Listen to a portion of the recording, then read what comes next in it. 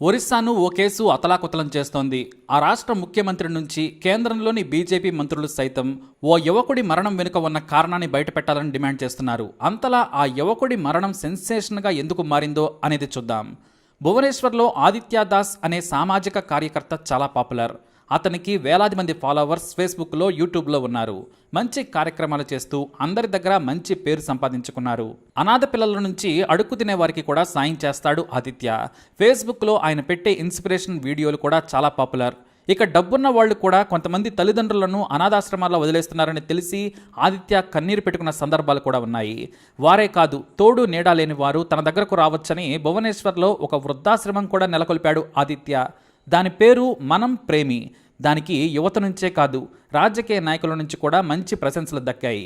విరివిగా విరాళాలు కూడా వచ్చాయి. వచ్చిన డబ్బును జాగ్రత్తగా ఖర్చు పెట్టుకుంటూ కొంతమందిని ఆశ్రమం నడిపేందుకు రిక్రూట్ చేసుకున్నాడు ఆదిత్య. ఇక ఇవి మాత్రమే కాకుండా అనాథాశ్రమంలో పిల్లలకు బట్టలు, పుస్తకాలు కొనిపెట్టడంతో సహా ఎన్నో కార్యక్రమాలను చేస్తూ ఉంటారు. ఇంత పాపులర్ అయిన ఆదిత్యకు కటక్ దగ్గరలోని కపూరియా గ్రామానికి చెందిన వైద్యశ్రీ అనే మహిళతో జూన్ 7, 2020న ఘనంగా పెళ్లి జరిగింది. పెళ్లి కాగానే తన భార్యను తీసుకుని భువనేశ్వర్కు వచ్చాడు ఆదిత్య. ఇద్దరూ కూడా మొదటి 2 వారాలు అన్యోన్యంగా ఉన్నట్లే కనిపించారు. కానీ వారి మధ్య చిన్న చిన్న మనస్పర్ధలు కూడా వచ్చాయి. ఆదిత్య చేసే సామాజిక సేవల్లోకి వైద్యశ్రీ కూడా వచ్చింది.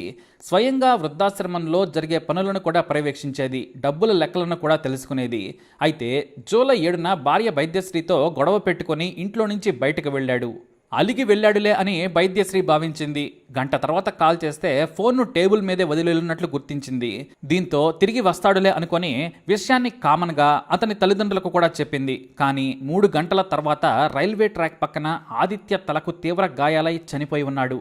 ఈ విషయాన్ని పోలీసులు వచ్చి చెప్పడంతో వైద్యశ్రీ కుప్పకూలిపోయింది. వారికి పెళ్ళై కనీసం నెల కూడా కాలేదు. దీంతో సామాజిక కార్యకర్త ఆదిత్య ఆత్మహత్య అనే వార్త ఒరిస్సాలో సెన్సేషనల్గా మారింది. కానీ రైల్వే పోలీసుల విచారణలో ఆసక్తికరమైన విషయాలు తెలిసాయి.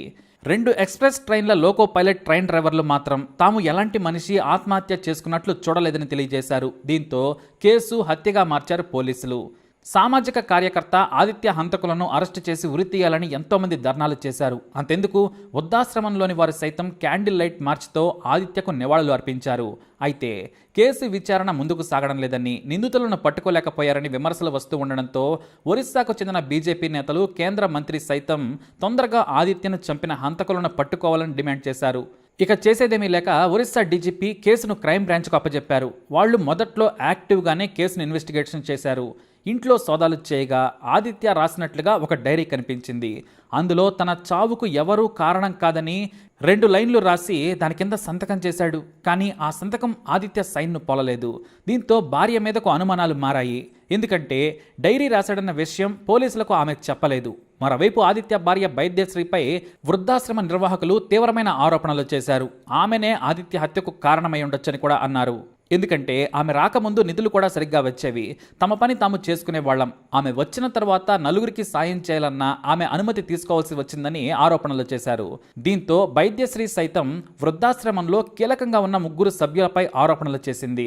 విరాళాల ద్వారా వచ్చిన డబ్బును దోచుకునేందుకు, ఆశ్రమాన్ని టేక్ ఓవర్ చేసుకునేందుకు తనపై ఆరోపణలు చేస్తున్నారని తీవ్ర విమర్శలు గుప్పించింది. తనకు మాత్రమే ఆశ్రమ వివరాలు తెలుసు, ఇంకెవరికీ తెలియవు. కాబట్టి ఇప్పుడు తాను లేకుండా ఆశ్రమానికి చెందిన విలువైన భూమి, నిధులను కొట్టేయాలని చూస్తున్నారని ఫైర్ అయ్యారామె. అయితే ఇక్కడే మరో ట్విస్ట్ బయటకొచ్చింది.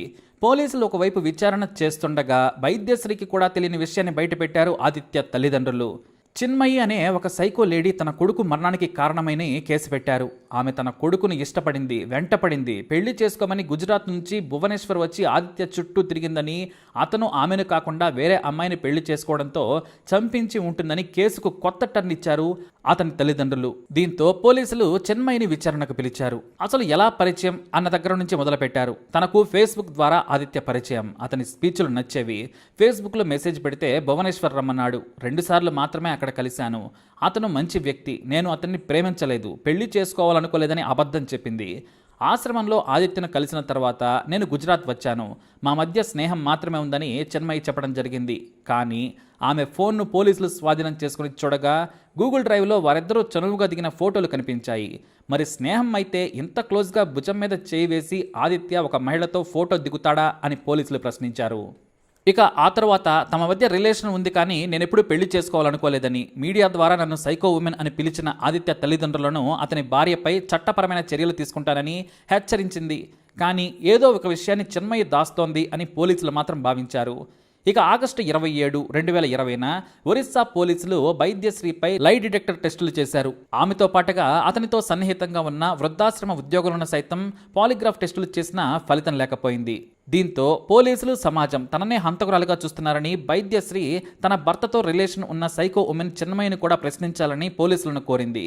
వారి వైపు నుంచి ఎలాంటి స్పందన రాకపోవడంతో ఆదిత్య కేసును సిబిఐకి అప్పచెప్పాలని, అప్పుడే నిజాలు బయటకు వస్తాయని ఒరిస్సా హైకోర్టులో పిటిషన్ వేసింది. ఆదిత్య తల్లిదండ్రులు సైతం కోడలకు మద్దతు పలికారు. సైకో లేడీనే ఆదిత్య హత్య వెనుక ఉండి ఉంటుందని అందరి అనుమానం. ఇక పోలీసుల విచారణ తీరును చూసి హైకోర్టు అసంతృప్తి వ్యక్తం చేసింది. ఒక చిన్న హత్య కేసును కలగోర గంపలా చేశారు, ఇదేనా మీకున్న అనుభవం అంటూ కోర్టు అధికారులకు చేవట్లు పెట్టింది. ఇక సిబిఐకి ఇవ్వాలని డిమాండ్లు రోజురోజుకు పెరుగుతున్న సమయంలో తనను బాధ్యతలను చేస్తున్నారని ఏకంగా ఆదిత్య ఫేస్బుక్ పేజీలోకి లైవ్లోకి వచ్చి ఆత్మహత్యాయత్నం చేసింది వైద్యశ్రీ. నేను 30 నిద్ర మాత్రలు మింగాను, ఇక నేను బ్రతకను, నన్ను కేవలం నిర్దోషిగా భావిస్తే చాలు, నన్ను నేనుగా నిర్దోషిని అని నిరూపించుకోలేను, అందుకే చనిపోతున్నాను, క్షమించమని ఏకంగా లైవ్లోకి వచ్చి ఏడుస్తూ చెప్పింది. అంతే, వెంటనే అది చూసిన బంధువులు, పక్కనున్న వారు వైద్యశ్రీని వేగంగా ఆసుపత్రికి తరలించడంతో 15 రోజులు చావుతో పోరాడి ప్రాణాలతో బయటపడింది. అయినా ఇంకా ఆదిత్య మృతికి కారణం ఏంటో ఎవ్వరికీ తెలియదు. అసలు ఇంటి దగ్గర నుంచి లింగరాజ్ రైల్వే స్టేషన్ దగ్గరలోని ట్రాక్ దగ్గరకు ఆదిత్య ఎందుకు వచ్చాడు అనేదే అంతు చిక్కని ప్రశ్న. దానికి సమాధానం తెలిస్తే కేసు చిక్కుముడులు విడేది. అతన్ని రైలు ఢీకొట్టినట్లు ఆధారాలు లేవు. స్టేషన్కు దగ్గరలోని ఏ ఒక్కరూ తమ రైలుకు ఎదురుగా రాలేదని లోకో పైలట్లు చెప్పినట్లు రైల్వే పోలీసులు కోర్టుకు తెలియజేశారు. మరి తలకు బలమైన గాయాలు ఎలా అయ్యాయనేది మరో ప్రశ్న. పైగా జనసంచారం ఉండే ప్రాంతంలోనే చనిపోయి ట్రాక్ పక్కన ఉండటం మరో అనుమానం.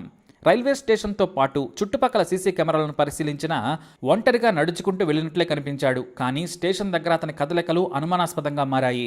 అసలు అటువైపు ఎందుకు వచ్చాడు? ఆదిత్యను చంపిందెవరు? ఇది తేలాలి అంటే సిబిఐ రంగంలోకి దిగితే కొంతైనా సమాధానాలు దొరికే ఛాన్స్ ఉంటుందంటున్నారు అతని సన్నిహితులు.